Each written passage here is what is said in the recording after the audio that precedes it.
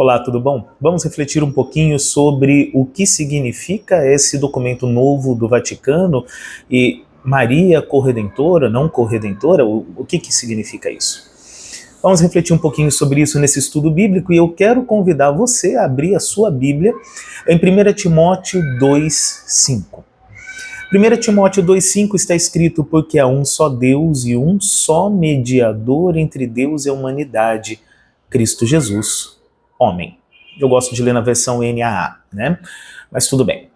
A questão é, porque há um só Deus, um só mediador.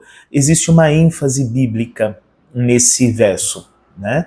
É tratado ali com uma exclusividade. E é nesse ponto que nós precisamos nos ater quando nós vamos olhar, mais do que sobre tradição, sobre costumes, nós precisamos olhar o que é o texto bíblico. Eu acho que essa nossa reflexão de hoje tem a ver sobre colocar a palavra de Deus no lugar que ela deve estar. Esse versículo ele acaba centralizando a doutrina muito luterana, né, que nós costumamos sempre confessar, de que existe somente um mediador, que é somente Cristo, né, e que essa função de mediador, ela não é uma função compartilhável. Muita coisa que pertence a Deus é compartilhável, né, o amor é compartilhável, né, o fruto do Espírito Santo em nós são todas coisas que Deus compartilha conosco para que compartilhemos com outras pessoas. Mas essa questão da mediação para a salvação, ali o texto é bem claro, né? Existe um só mediador, e ainda dá seu nome, para que ninguém fique na dúvida: Cristo Jesus, homem. É interessante que para poder ser mediador, realmente, existe um quesito que você não vai conseguir encaixar outra pessoa ali, né? Ainda que não se tivesse dito isso. Porque esse mediador precisa carregar a justiça divina em si mesmo. Precisa ser tão justo e tão bom quanto o próprio Deus. Porque senão você não satisfaz a necessidade da justiça. Por outro lado, o mediador ele precisa ser humano. Porque senão essa ponte, né, que está quebrada entre nós e Deus, ela não é refeita. E aí aonde que você tem, fora de Cristo, essa figura que engloba ser Deus perfeitamente e também ser humano perfeitamente? E aí é que tá, você não vai achar. Por isso o verso bíblico ele é muito claro, né? Existe um só mediador. Nós só temos redenção e mediação por uma só pessoa. E se por um acaso ainda não te ficou claro isso, o verso dá o nome para você. É Jesus Cristo. Não tem outro. Não tem outro caminho. Essa união entre Deus e homem acontece apenas em Jesus Cristo. E nós nunca podemos tirar isso de mente. Porque para qualquer pessoa, qualquer coisa,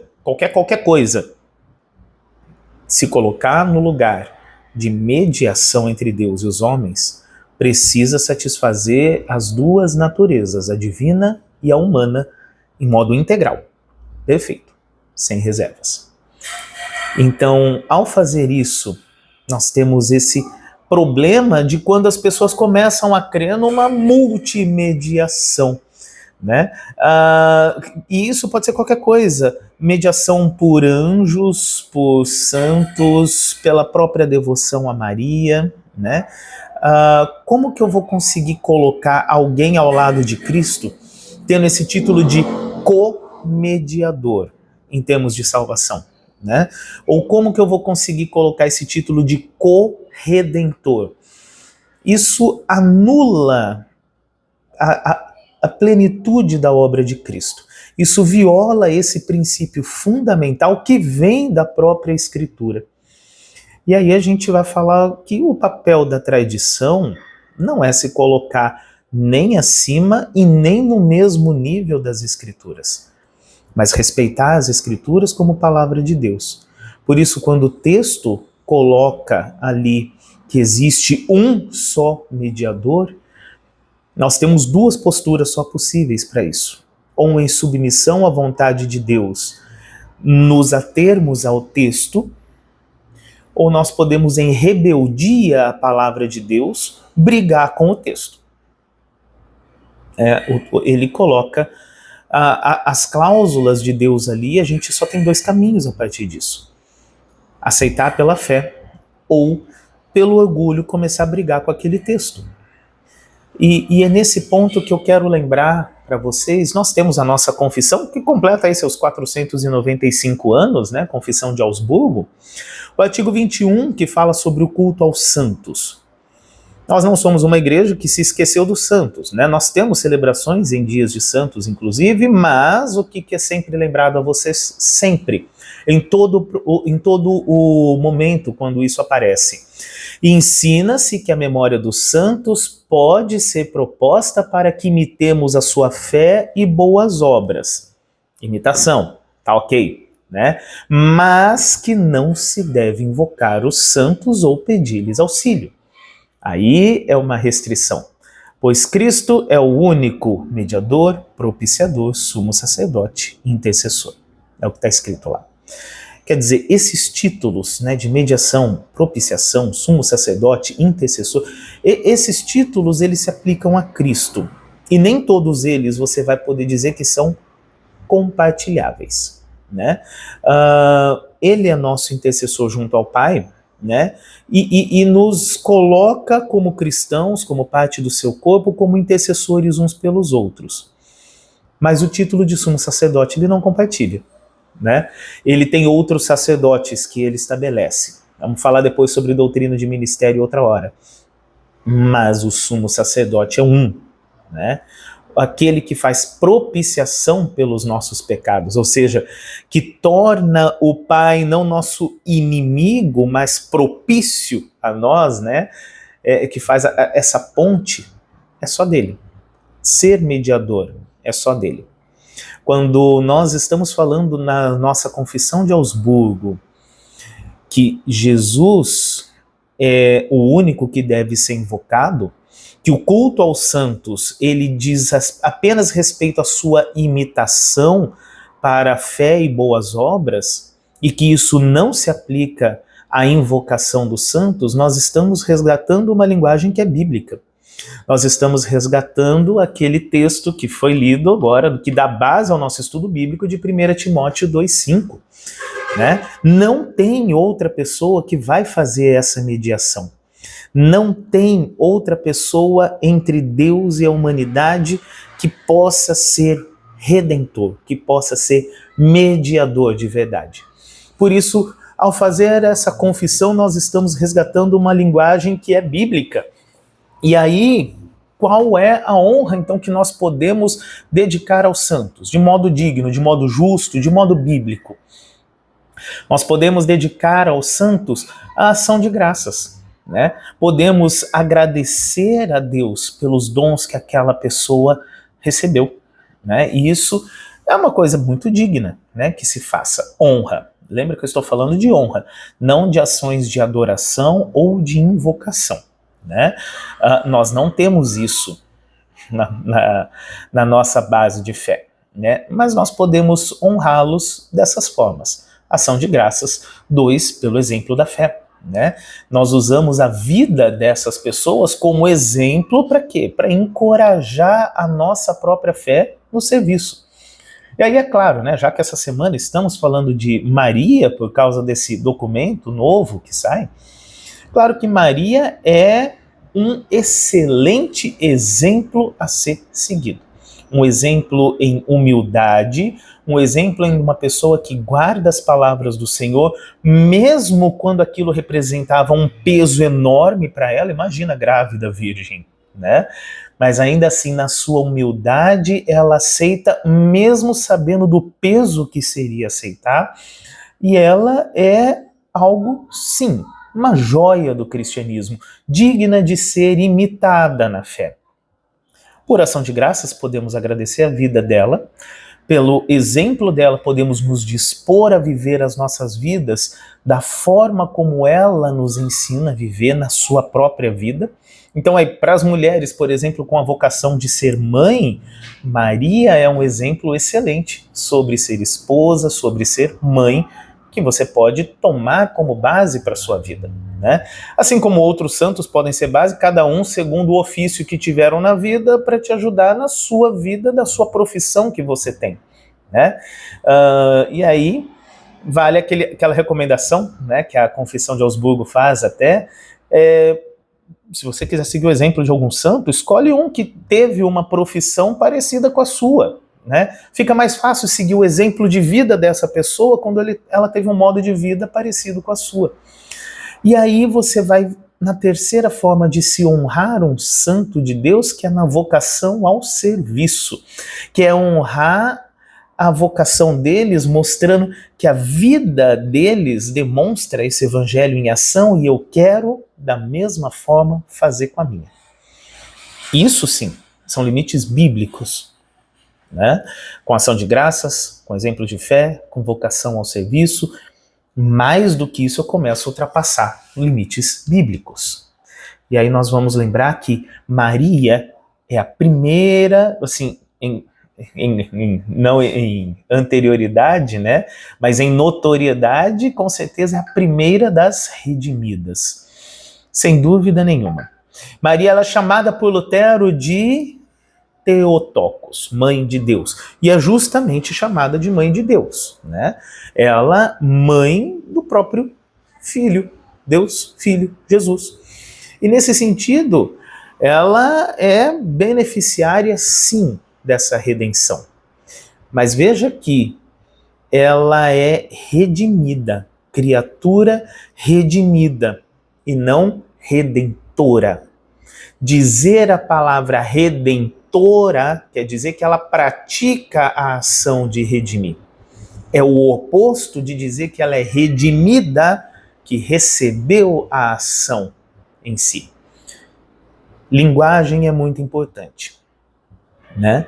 E nós não podemos deixar essa voz passiva, né? Que é aquela pessoa que recebe a ação, de dizer que Maria é, sim, uma das mais notáveis das redimidas do Senhor, e colocá-la como redentora, mudar para uma voz ativa ali, eu não posso. Se eu mudar isso, eu estou mudando, na verdade, uma coisa que a Escritura está falando. E aí como é que vai ficar lá o texto o texto de 1 Timóteo 2,5, né, que nós estamos trabalhando hoje, porque há um só mediador, há um só Deus e um só mediador. E aí como que eu vou falar que existe corredentora? Eu não posso falar, né? Não tem como haver uma corredentora, como ter uma co-salvadora da humanidade, né? Eu não posso ter isso, porque a Bíblia já deixou a linguagem de que existe só um. Então, nós podemos sim reconhecer em Maria uma das redimidas de Deus, um exemplo para a nossa vida, e nos dispor a viver naquele exemplo, principalmente da humildade que ela nos ensina. Mas nós não podemos tirá-la daquela que recebeu a graça, da que foi agraciada, né? A palavra tão bonita que é referida a Maria na saudação do anjo, ele disse que ela é agraciada, que recebeu essa graça, e não que ela é dona dessa graça, né? Então, não podemos mudar isso. Para nós, né, o que muda com esse documento do Vaticano, né? Para mim, soa muito como um tipo de reconhecimento, embora implícito, mas um reconhecimento, já que o documento está desaconselhando esse uso do título, né, de corredentora. Nós, de uma perspectiva confessional e luterana, nós reconhecemos nisso que deve ter um reconhecimento implícito de erro ali, né? De que essa expansão dos títulos marianos, eles estão tirando a centralidade de Cristo e que é preciso disciplinar isso. Agora, também, por outro lado, né, nós podemos lamentar o fato de que essa correção vem de uma forma muito lenta e relutante, né? Você vê, por exemplo, que a Confissão de Augsburgo, mesmo que o contexto ali era um tanto complicado para se falar em coisas polêmicas, né? Melanchthon e os seus companheiros estavam sob forte perseguição ali, ainda assim eles foram bem incisivos na questão de adoração aos santos, né? Condenando veementemente os exageros que haviam nos cultos aos santos e nessa invocação dos santos. Isso lá no século XVI. Então, ao perceber-se o erro, né, nós não fizemos aquela linguagem mole, nós fomos mais diretos, incisivos, porque se é um erro, ele precisa ser corrigido. Ainda que, né, para que isso seja ensinado na vida prática das pessoas, na congregação, vai levar um tempo. Mas, doutrinariamente, o erro tem que estar corrigido para que ele cesse de ser ensinado. Que aí começa um outro processo, né? Aquele processo pastoral de levar esse ensino até as pessoas. Mas esse passo precisa ser dado e precisa ser decisivo, né? Ali o que eu vejo muito é um desafio da tradição, né? Muitos séculos ali permitindo uma devoção que se desenvolveu até um ponto em que o erro se tornou tão enraizado, né, na tradição popular ali, na tradição até clerical mesmo da igreja, que corrigir isso agora é uma coisa extremamente complicada, né? E aí é que vem a questão. Quanto mais nós deixamos que uma linguagem não bíblica molde a nossa experiência de fé, mais difícil depois é para reverter isso, né? E se você conhece um pessoal aí que é ligado à Igreja Católica e é aquele mais fervoroso, mais radical, você vai ver que tem muita gente brava com esse documento, porque fere uma religiosidade que já se tornou extremamente popular. O que nos vale de alerta, né? Nós não podemos simplesmente adotar linguagens de adoração segundo a nossa vontade, nos distanciando da linguagem bíblica, porque isso depois vai virar problema. E corrigir, quanto mais tempo a gente deixa isso acontecendo, piora. Igreja não trabalha encobrindo verdade. A igreja verdadeira de Cristo não, né? Não se trabalha encobrindo verdade. A igreja cristã de verdade, ela não trabalha acobertando uma coisa errada dentro de si. Uma igreja verdadeiramente cristã, ela precisa chamar as coisas por aquilo que elas realmente são. Então, quando se percebe que um erro aparece no meio dela, é dever da igreja, né, se juntar e falar, olha, isso não é a verdade. A igreja deve se basear na verdade, pautar a verdade, ensinar a verdade. E aí nós lembramos que